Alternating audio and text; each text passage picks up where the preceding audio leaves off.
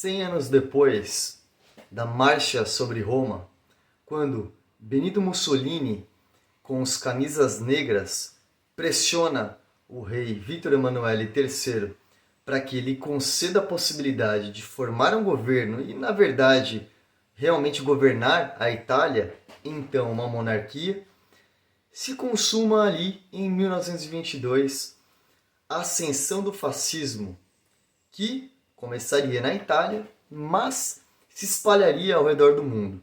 Tivemos um movimento fascista em várias partes do mundo.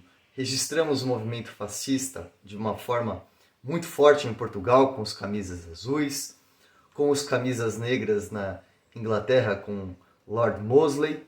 Observamos na Hungria, com o Partido da Cruz Flechada, a Guarda de Ferro na Romênia e, claro, o mais famoso de todos, partido fascista, que é o Partido Nacional Socialista da Alemanha, o Partido Nazista. Pessoal, por que é importante nós lembrarmos do que aconteceu 100 anos atrás? Porque ontem a Itália elege como primeira-ministra Giorgia Meloni. Giorgia Meloni, que é simplesmente de um partido que usa a mesma iconografia e que é literalmente o herdeiro do partido fundado em 1946, o Fratelli d'Italia, o partido fundado pelos sobreviventes do Partido Fascista Italiano, pelos integrantes do partido que não foram fuzilados como Benito Mussolini. Vejam que esta guinada que observamos na Europa de Hungria já há alguns anos atrás, Polônia, este ano mesmo Suécia, quase a França enveredou por este caminho, mas na hora H Le Pen foi derrotada, e agora a Itália. A Itália terá então, portanto, um governo de extrema-direita. Isso gera, obviamente, muitas consequências, não só para a Itália, mas para a Europa e para o mundo de um modo geral. O primeiro ponto é que, a partir deste momento, a Itália tem um governo contrário à União Europeia. Isso significa que Meloni deve ter muitos pontos de atrito com Bruxelas.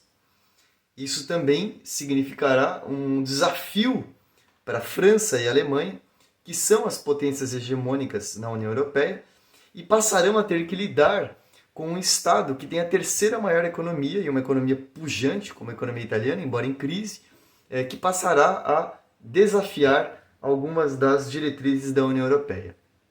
Temos também como consequência que Viktor Orbán e Putin ganham um país aliado. A Itália, embora a Meloni tenha voltado atrás e tenha condenado a invasão da Ucrânia, ela é sim uma aliada de Putin e ela é uma aliada de Viktor Orbán. Com isso, nós devemos ter também mais um estremecimento da União Europeia e perde força a sentença do Tribunal de Justiça da União Europeia, condenando tanto a Polônia como a Hungria por práticas antidemocráticas. Vamos lembrar que hoje a União Europeia considera que Hungria e Polônia são semidemocracias, não são democracias plenas. Nós também podemos imaginar um possível reflexo no sentido de que, com a saída do Reino Unido da União Europeia e com a possibilidade da separação da Escócia do Reino Unido e até da Irlanda do Norte, que pode se juntar à República da Irlanda, que integra a União Europeia, a ideia que tem sido ventilada da criação de uma comunidade europeia para rivalizar com a própria União Europeia pelo Reino Unido ganha força, na medida que a saída da Itália da União Europeia, embora no momento seja só uma especulação, ela não é uma especulação mais totalmente infundada.